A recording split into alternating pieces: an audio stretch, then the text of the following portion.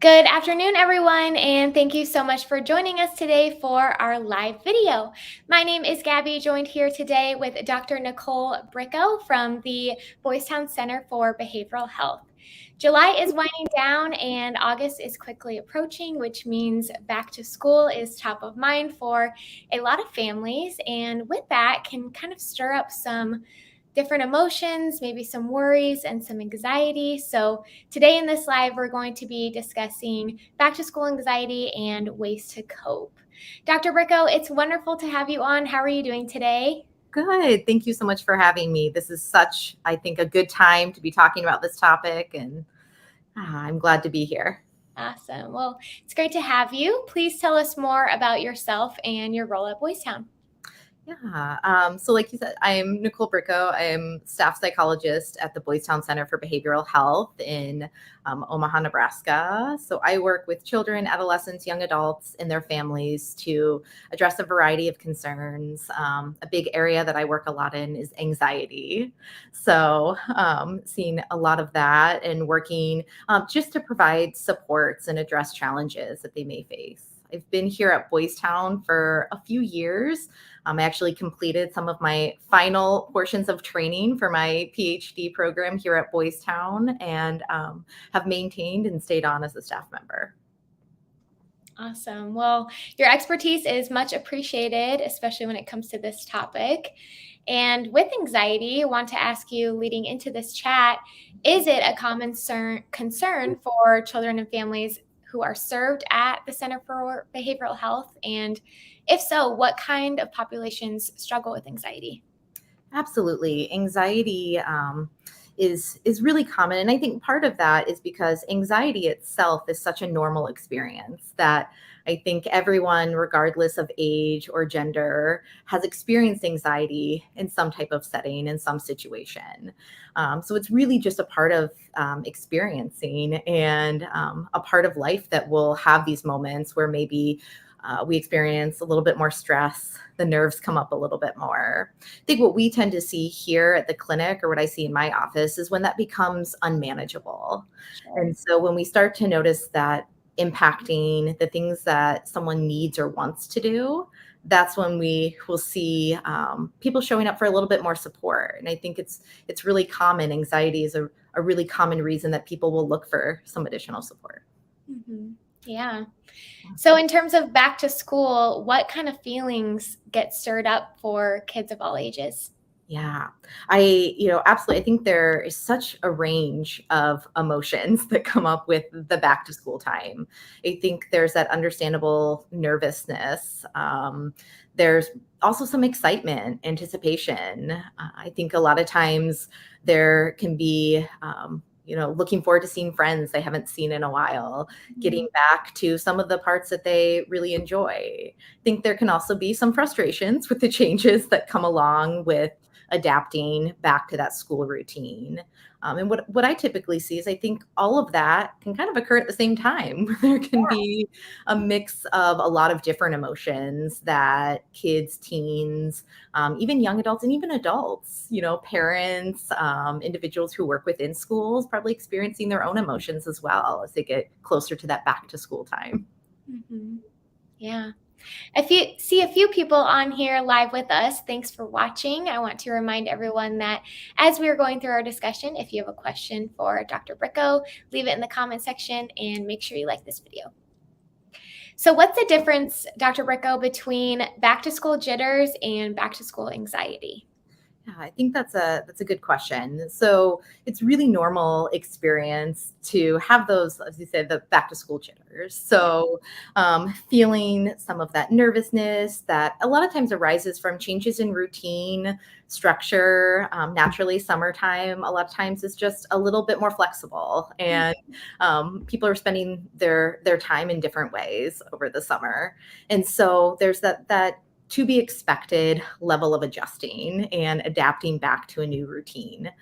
Some of that can also come from the unpredictability of a new school year, potentially entering a new school, a new teacher, meeting new students. And so all of that, I'd say, falls within that normal to be expected range. Typically what we'll see is that individuals are still able to do what they need to do, what they want to do while experiencing some of those back to school jitters. And typically they start to adapt and adjust as we get more into the school year. When we start to look at maybe some additional supports, again, coming back to that, if it's impacting our ability to do the things that we need or want to do, or we're noticing some really big impacts to social, personal functioning, the ways that it's showing up, and if that's maintaining for a longer period of time, that's when it signals maybe we want to get some more support and look into this a little bit further than that expected or anticipated adjustment. Yeah. So for our kiddos who are dealing with anxiety when thinking about going back to school, what are some coping strategies that they can learn about now and start using to best prepare?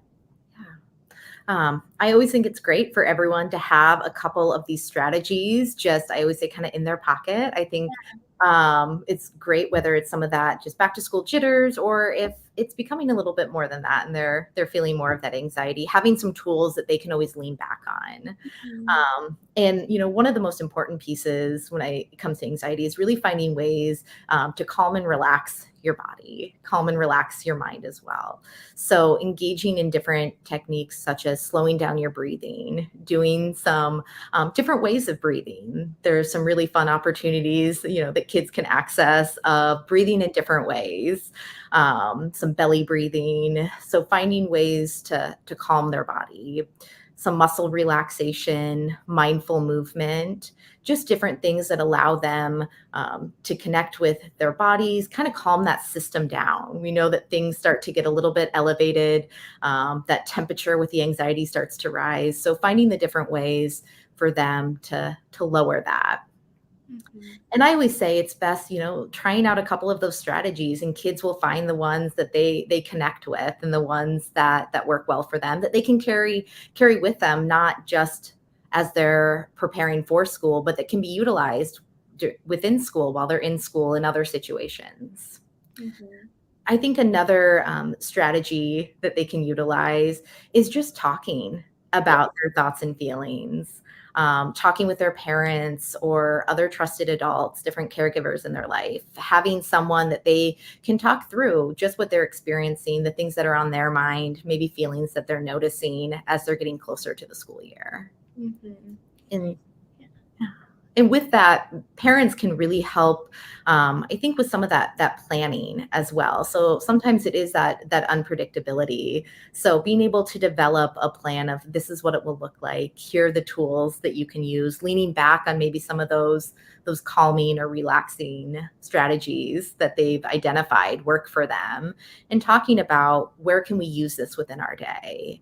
A lot of times I call this coping ahead for those stressors, and creating a plan that helps them feel more confident as they're entering an unknown or dealing with that change. Yeah, I love what you said about coping ahead too, because you don't want to always wait till you're in that moment to think, oh man, what kind of coping skills do I have saved? But if we practice them beforehand and kind of have them in our arsenal, that is definitely great to share. Absolutely. I want to call out too, we also do have the Boys Town National Hotline and yourlifeyourvoice.org. And parents and tweens and teens can go to that website, yourlifeyourvoice.org, and search by topic, whether it's anxiety or friendships, school, any keyword that is related, and they can find an array of coping tools, journaling pages, a bunch of tips. So I'll make sure to link that in the comments after this video, but that's a good one to browse through and check out too. That would be a great way for kids and teens too, to just explore different strategies and try them out, kind of looking through that website. I think a lot of times there's some different handouts and things that they may be even able to take those things with them and have them accessible. Yeah, I know for sure they have one that's called 99 Coping Skills. So you're bound to find at least one or two, I would say, in the 99 that could hopefully work for you. Yes. We just have a handful of more questions here for Nicole. So if you're watching live and you have a question, please feel free to leave it in the comments while we're on here still. So the next question is, how else can parents help support their kids in preparing back to school? I know we talked a little bit in the beginning about routines. If you wanted to expand on how we can get our kids back in a routine to maybe help alleviate some of that anxiety. Yeah, absolutely. Parents can play a big role in supporting this transition back to school, or helping to manage and navigate some of the anxiety or those back to school jitters that come up. I think one of the most important pieces is, as we've been talking about this, is to normalize this experience, normalize feeling nervous when you have to adapt to change, when we have to go back to something that maybe we've experienced some stressors when we're in school. And so I think parents can be a really good model of that as well. So modeling being able to feel nervous and still doing what we need or want to do. So finding opportunities that they themselves can really point out when either they've done it, or pointing out when they've seen their kids do Mhm. this in the past, helping them build up some of that confidence of, I know that I felt nervous before and I was able to get through this. And the routine, like you mentioned, that's such an important piece. And, I would say starting that now. I know a lot of schools are getting back in the next few weeks. I think Yeah. one thing can be challenging is such an abrupt change to going from summer to school. Naturally, I think a big one is sleep Yeah. routine.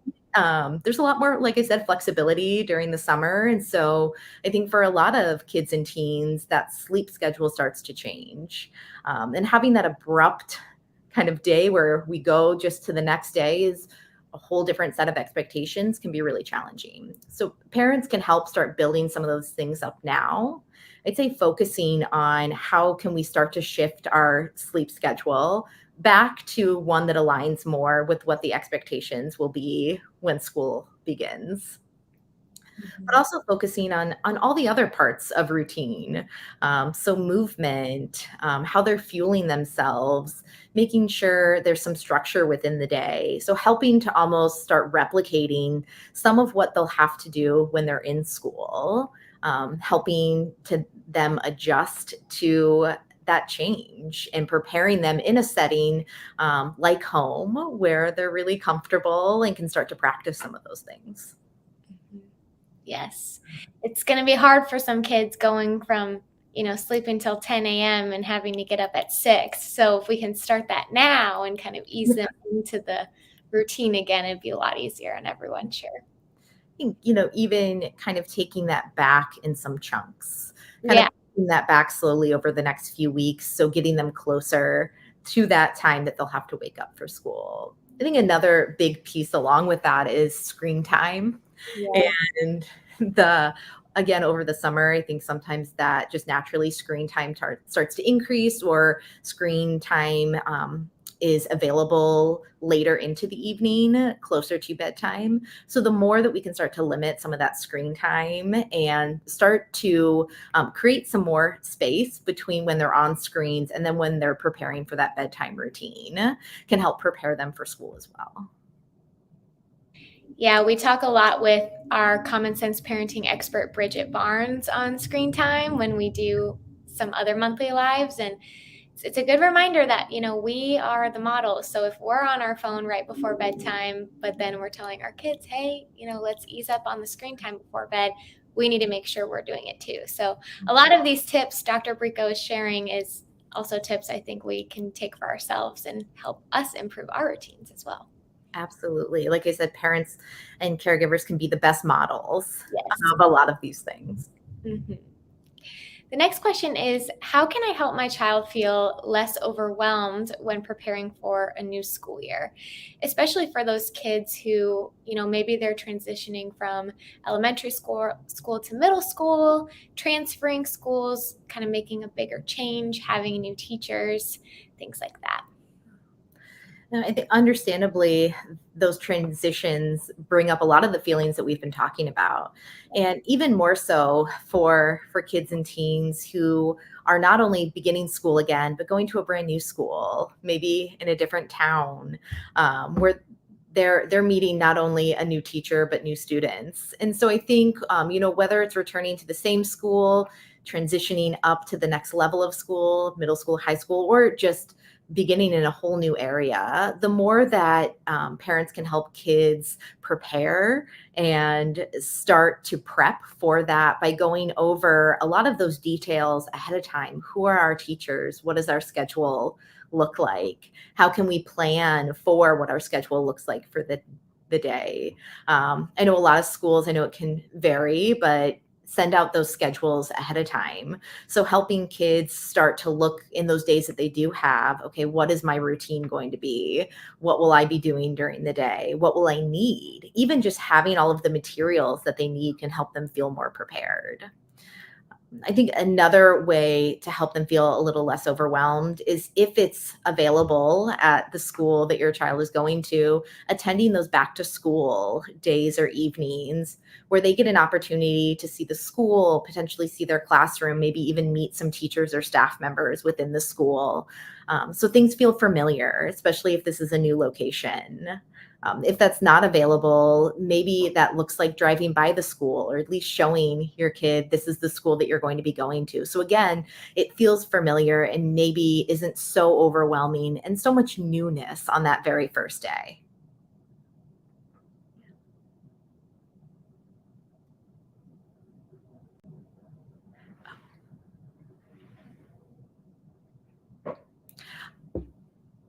I'm so sorry, Gabby. I cannot quite hear Oh, you. my mic was muted. That's my fault. My lips were probably moving, but nothing was coming out. My apologies. My question I was asking is, what tips do you have for parents for connecting with teachers and school admins on streamlining that communication during back to school? You mentioned those parent-teacher conferences, but do you have any other tips for connecting to making sure that we're hearing about how our child is doing if they are having those big feelings or experiencing anxiety? I think for the schools that offer some of those online portals that they'll update grades, tasks, subjects that students are working on, that can be a great way just to see, how is my child doing academically? What are they working on? What are the expectations within the classroom? And I think anytime that a parent has some concerns or wants to connect further, finding out the best way to connect with their teacher, such as maybe email or going into the school, just identifying what is the ways that we can connect, maybe outside of just those parent teacher conferences. Because we know a lot of times those can be a little bit further into the school year. And so being able to have that communication and check in, especially if there is a concern or something that the parent is noticing that they want to just make sure that they're communicating their thoughts on as well. Mhm. Yes, certainly. If my child is experiencing anxiety, using those coping tools that you mentioned, and it's not getting any better, when should we reach out for more help and where should we start? Yeah. That's a great question because I think a lot of these we start with these tools, we start with creating that routine, helping support them, but sometimes we notice that they're still experiencing some challenges, and so I think again, kind of coming back to the biggest place we want to look at is if it's getting in the way of the things that they need or want to do. That's Mhm. a lot of times where that signals maybe we need a little bit more support. I think another area is sometimes parents may need a little bit more support. They're putting these things in place, they're helping to prompt, but maybe they feel that they could use some support themselves on how to best navigate this or how to best support their child. So I think when parents start to experience those or have those concerns, a place they can always start is with their pediatrician, talking in with their pediatrician, having that conversation. But then they can always contact our clinic as well and reach out to us to start that conversation and to see what are some potential other recommendations, supports, strategies that we can implement for their children or teens and just for their family as a whole to help support them during this transition as these emotions are coming up at the start of the school year. That leads right into my final question is how can we contact the Boys Town Center for Behavioral Health if we're wanting more information on maybe working with you directly or any other of your outstanding colleagues? Yeah, absolutely. So individuals can go through, like I said, their pediatricians, starting that conversation there. They're always welcome to contact our clinic or even look on the Boys Town webpage. There's more information about behavioral health and the services offered. Mhm. Yes, and I've made sure to link that below as well as the phone number so you can get in touch directly.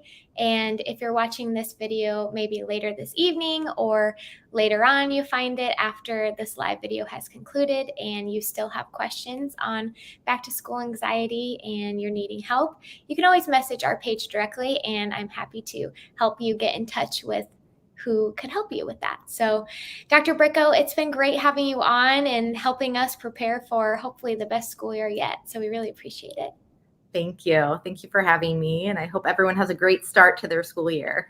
Yes, wonderful. Well, thank you everybody for watching. We really appreciate it, and we'll see you next time. Have a great day.